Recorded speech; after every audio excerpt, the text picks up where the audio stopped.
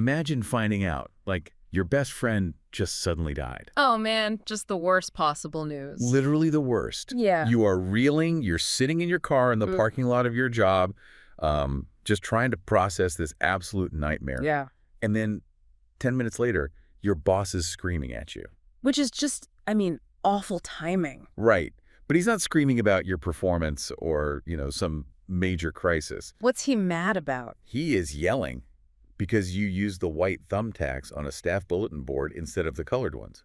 Are you serious? White thumbtack? White thumbtacks. And today, we're doing a deep dive into a book that argues staying in that exact kind of quote-unquote safe job. Right, the one with the pension and the health insurance. Exactly. Staying there is actually the most dangerous financial risk you can possibly take. It really is this jarring paradox, Yeah. Because we are totally conditioned to view a steady paycheck as the ultimate safety net. We completely ignore the psychological toll it extracts.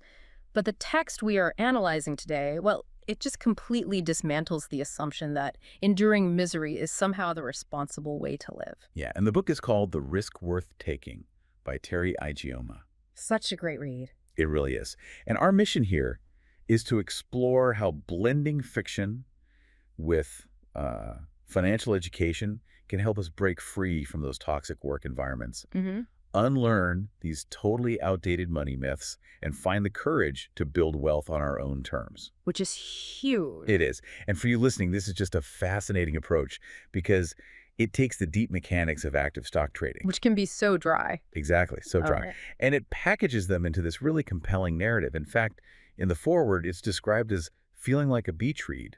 A beach read about active trading. That's saying something. Right. Which brings up an immediate question, I think. Why write a fictional parable to teach active trading? Right, instead of just a standard how-to book. Exactly. And to understand that underlying strategy, we really need to look at that forward.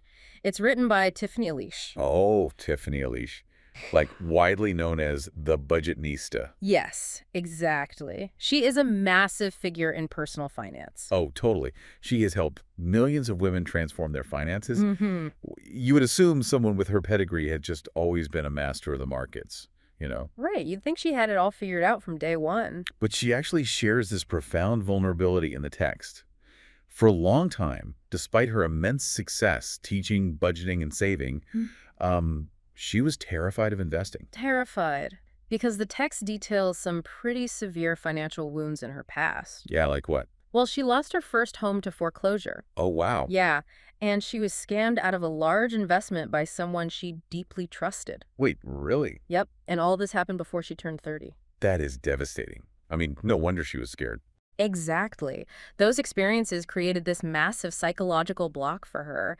So she retreated to what she could control, which was saving and budgeting. Right, which makes total sense. But, saving only gets you so far. Saving stabilizes you, but investing actually accelerates you. Right. And that barrier only really started to crumble when she met Teri Ijeoma. The author. Yes, the author. Teri is a former assistant principal, actually. Oh, I didn't know that. Yeah. And she started trading stocks simply to supplement her income so she could travel more. That's a pretty good reason. Definitely. And over 15 years, she built these strategies that generated millions. But what Tiffany noticed, which is so crucial, is that Teri taught with the patience of an educator. Well, being a former assistant principal, that makes sense. Exactly. She addressed the heart work behind the financial hesitation, not just the math. The heart work. I love that phrasing. Yeah. And that educational background is precisely why the book is structured as a parable. It follows this fictional protagonist named Aaron. Okay, so Aaron is our main character. Right. And the strategy here is to let the reader see their own burnout, their own fears and their own imposter syndrome reflected in Aaron's journey. I love that. It honestly reminds me of a parent sneaking vegetables into a fruit smoothie. That is a perfect analogy, yes. Because you are taking incredibly intimidating concepts, right? Like chart analysis, market timing, risk management. Things that make people's eyes glaze over. Exactly. And you're blending them into a narrative so the reader doesn't even realize they are swallowing the complex mechanics. And the behavioral psychology behind that approach is highly effective. How so? Well, financial jargon frequently triggers a fight or flight response. Oh, totally. When people hear terms that feel opaque or overly technical, the brain just defaults to self-doubt. Like, I'm not smart enough for this. Exactly. By anchoring the education in a character-driven story, those defense mechanisms just drop. Because you're just reading a story. Right, you are just tracking Erin's journey, and that bypasses the imposter syndrome and allows the technical concepts to, slip past the ego unhindered. That is brilliant. Hmm. So let's look at the catalyst for Erin's journey, because her reality is really what makes this financial pivot necessary. Yeah, let's set the scene. So the book opens with Erin trying to hype herself up for her morning commute to Morningside Elementary. Where she works as an assistant principal. Right. She's sitting in her car, belting out the song Good Day by Forrest Frank. Just desperately trying to manufacture some positivity before she walks in. We've all been there. It is such a familiar coping mechanism. Forced optimism, masking just deep, deep professional exhaustion. But that fragile armor shatters before she even walks through the doors. It really does. She checks a college group chat on her phone. Oh, this part is tough. It is. She sees that her vibrant best friend, Stephanie, has died. From a sudden allergic reaction to medication. Yeah. It is a complete devastating shock. Mm. But Erin is running late for a mandatory staff morning huddle. Of course she is. So she suppresses this literal mountain of fresh grief, tells herself she'll cry later, and rushes into the building to face her boss, Principal Peter. And Peter, he serves as the archetype of the toxic micromanager. He is the absolute worst. He really is. He is deeply insecure. He's actively resentful of Erin's superior academic credentials. And he exercises his authority in the most punitive ways possible. Yeah, he stops the entire staff meeting just to publicly berate her for being late. Right in front of everyone. Right in front of everyone. He threatens her with a performance improvement plan right on the spot. And the cruelty just escalates from there. It does. Later, while Erin is in her office, just trying to hold herself together after hearing about her best friend. Peter bursts in. Yes, but he isn't there to check on her.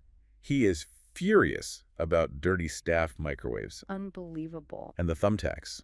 This is where the thumbtack thing comes in. Yeah. He rattles a box of white thumbtacks in her face, just furious that she didn't use the colored ones on a bulletin board. He literally weaponizes trivial administrative details just to establish dominance. He's completely oblivious to her humanity. Totally. It is a masterful depiction of an environment that just drains a person's cognitive bandwidth, leaving them too exhausted to even plan an escape. Okay, I want to pause here, though, and look at this pragmatically for a second. Okay, let's do it. Because Peter is undeniably a nightmare, but is quitting a stable government job. Right. Like a position with a guaranteed pension, comprehensive health insurance, predictable tenure. Is quitting just because your boss is a tyrant actually sound advice? It's a fair question. Especially when you are emotionally compromised by grief. Mm. I mean, clinging to that safety net seems like the rational, responsible move. The text anticipates that exact hesitation. Really? Yes. In the key takeaway section, it introduces this concept called the obituary test. The obituary test. Okay, what is that? It challenges the reader to project their current trajectory to its ultimate conclusion. Like, if Erin were to die today, what would her tombstone say? Oh. It wouldn't celebrate her degrees or her impact. It would read, she was a rule follower. She played it safe. She lived to please her boss. She died unfulfilled. Oh, man. That drastically reframes the entire concept of what constitutes a risk. Precisely. Because humans are biologically wired to prefer known suffering over unknown potential. We really are. We just accept it. We equate a biweekly direct deposit with absolute security. But the book argues that postponing your life for a someday, that isn't guaranteed. Which is so evident by Stephanie's sudden death. Exactly. Postponing it is the ultimate gamble. Remaining in an environment that actively degrades your mental health just because you fear the unknown, that is a guaranteed loss. That is powerful. So realizing that her quote-unquote safe job is actually killing her leaves Erin with this terrifying question. Right. How does she actually afford to leave? Yeah, how does she fund the escape? That desperation pushes her to turn a secret lunch break hobby into a lifeline. She starts hiding in her office to execute stock trades. It's like a whispered rebellion against Peter's micromanagement. That's a great way to put it. And to understand how she got to this point, the book traces her financial conditioning, which I think mirrors the unlearning process a lot of readers need to undergo. Oh, absolutely. So her earliest exposure was this high school summer program. Oh, yeah, the mock portfolio. Right. She picked Apple and Amazon for a mock portfolio, which, brilliant pick. Seriously, if she had actually invested then. Right. But a teacher dismissed it. The teacher insisted that regular people just lose their money in the stock market. Wow. So she absorbed this toxic idea early on that wealth building was this exclusive club that she didn't belong to. And then she gets to college. And as a business major, her professors drill the standard boglehead approach into her head. The classic advice. Yeah, max out the 401k, buy the broad market index funds dollar cost average, and absolutely do not look at it till you are 65 years old. Which is the prevailing orthodoxy in personal finance, to be fair. Right, we hear it everywhere. But our paradigm fractures in grad school when she meets this guy, Andrew. Okay, tell me about Andrew. So Andrew is paying for this exorbitant business school tuition and all his living expenses by actively trading individual stocks in real time. Okay, here is where it gets really interesting, because the conflict between these two philosophies, passive versus active, is basically the core of the book's financial education. Mm-hmm. The passive investing camp insists that buying the entire haystack is the only responsible move because finding the needle is impossible, right? Right. How does Andrew dismantle that? I mean, financial advisors always say you cannot time the market. Well, Andrew challenges the inherent trade-off of passive investing. Okay. He acknowledges that broad index funds lower your risk by diversifying across hundreds of companies. But he points out that lowering risk automatically caps your returns. Because you're buying the losers along with the winners. Exactly. You are carrying the dead weight of underperforming companies. Yeah. So Andrew tells Erin his active portfolio is generating 36% returns. Wait, 36%? Yeah, compared to the historical 8 to 10% average of the overall market. A 36% return is a staggering difference. It's huge. But let's look at the mechanics of how he achieves that. Because passive investing is kind of like being a passenger on a bus, right? That's a good analogy. You will get to the destination eventually, but you have zero control over the route, the speed, or the stops. Right. And Andrew argues that active trading is more like driving your own car. It demands hyper-focus, but you can navigate around the traffic jams. A highly accurate comparison. And the text delves into the tools required to actually drive that car. Like technical analysis. Specifically, yes. It moves away from just looking at a company's fundamentals, like their quarterly earnings, and focuses on price action. Okay. For example, reading candlestick charts. Candlesticks. Let's break down how candlesticks actually give a trader that level of control. Sure. Because a lot of people see those green and red bars with the little wicks on top and bottom, and it just looks like visual noise. Yeah, it looks super intimidating. But instead of a simple line chart that only shows the closing price, a candlestick tells a complete psychological story of a specific time period. Like one single day of trading. Exactly. The thick part, which is called the body, shows you where the price opened and closed. Mm-hmm. And the wicks, those thin lines on top and bottom, they show you the absolute highest and lowest prices the stock hit during that day's battle between buyers and sellers. Oh, that makes so much sense. Right. By reading those patterns, active traders can identify momentum shifts. It tells you exactly when to enter a trade and when to exit, rather than just buying blindly and hoping for the best. So it's really about identifying probabilities based on human behavior in the market. Precisely. But, okay, whenever active trading is brought up, the immediate counter-argument I always hear is taxes. Yes, the tax fear. The fear is that short-term capital gains taxes will just completely eat your profits. Doesn't that tax penalty neutralize the advantage? Well, Andrew's logic here is purely mathematical, and it addresses this common cognitive bias where people just let the tax tail wag the investing dog. Right, yeah. He tells Erin that taxes are just a reality of income generation. If you do the math, keeping 70% of a massive 36% gain from active trading still puts far more money in your pocket than keeping 85% of a tiny 8% gain from an index fund. Oh, wow. Put like that, it's obvious. The math heavily favors the higher yield, even with the tax penalty. Earning more and paying more taxes is fundamentally better than earning less just to save a few percentage points on your tax bill. That is such a perspective shift. Okay, so Erin has dismantled her limiting beliefs. She understands the mechanics of candlestick charts. She grasps the math behind the tax arguments. Yep. And she is successfully executing trades during her lunch breaks. But knowing how to read a chart and possessing the courage to abandon a salaried career are two entirely different things. Completely different. Bridging that gap is the hardest part of the journey. How does she actually do it? It requires an external catalyst, and that arrives through a conversation with her coworker, Sarah. What happens with Sarah? Sarah observes a distinct shift in Erin's demeanor. Whenever Erin discusses trading podcasts or market movements, her energy just completely changes. She lights up. Exactly. So Sarah asks a question that forces a major paradigm shift. She asks, if money were no object, what would you be doing? Such a powerful question. It is remarkable how often the people around us can see our potential before we're even willing to acknowledge it ourselves. So true.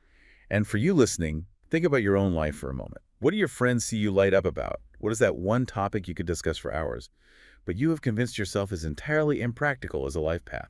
The text emphasizes that those observations are critical data points. The ideas that terrify you the most are frequently the exact paths you need to explore. So Erin takes Sarah's question seriously. She does. She goes home and begins to journal, and the floodgates just open. She writes that she would quit Morningside Elementary immediately, right? In a heartbeat. She would dedicate herself to mastering the markets and become a full-time trader. But it isn't driven by a desire for, like, luxury cars or status symbols. No, not at all. It is this deep yearning for autonomy. She wants the freedom to travel. She recalls this transformative study, a broad trip to Spain during college. Eating authentic Spanish cuisine, taking tango lessons. Yes. She realizes she is grieving the adventurous, risk-taking version of herself that she abandoned for the illusion of safety. Yet even with that realization, the conditioning runs so deep. The comfort of the biweekly paycheck and the fear of failure still paralyze her. It's hard to shake. It really is. And this internal conflict manifests in a visceral nightmare for her. The burning house dream. Yes, she dreams she's trapped inside a burning house. The walls are consumed by flames. The smoke is suffocating. Terrifying. But instead of scrambling for an exit, she just slumps against the wall. A bizarre calm washes over her as a slideshow of her unfulfilled travel bucket list. Like the Taj Mahal, Bondi Beach, the pyramids. Right, they just flash before her eyes. She makes no attempt to escape. She simply mourns what she will never experience. She wakes up gasping for air, and, the metaphor is impossible to ignore. It's right in her face. Her life at the school, under Peter's tyrannical thumb, is the burning house. Mm-hmm.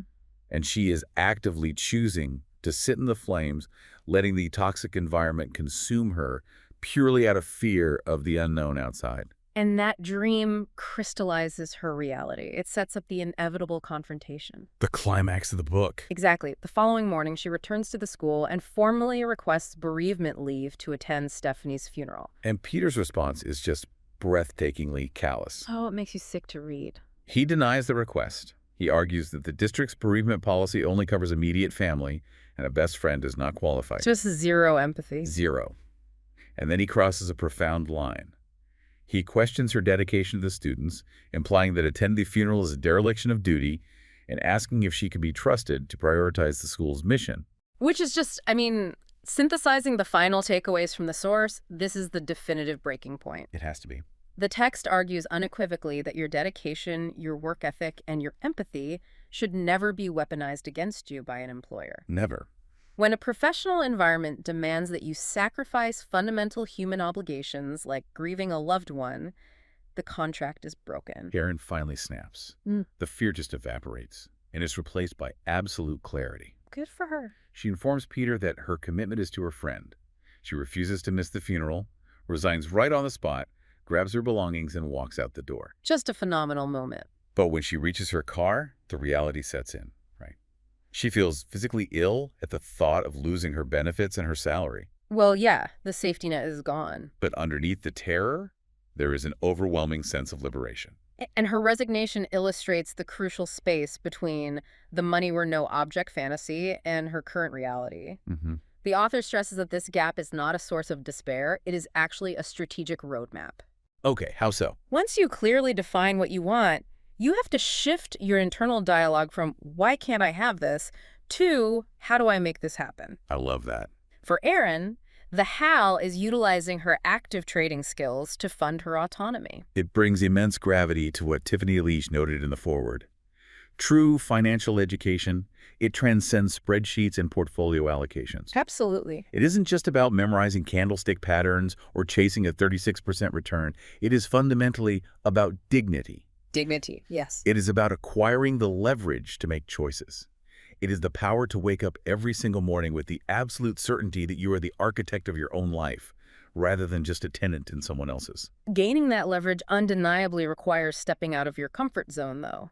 But as the narrative proves, playing it safe carries a devastating hidden cost. So as we wrap up this deep dive, consider this. We are taught from a very young age to trade our time for a predictable wage. We hear it our whole lives. We are conditioned to follow the standard path, to ignore our intuition, and to shrink our ambitions to fit neatly inside boundaries drawn by institutions. Institutions run by people who might care more about the color of a bulletin board thumbtack than your actual well-being. Exactly. But what if the life you desperately want, the unfettered freedom, the deep fulfillment, and the financial abundance, is actually just one calculated risk away?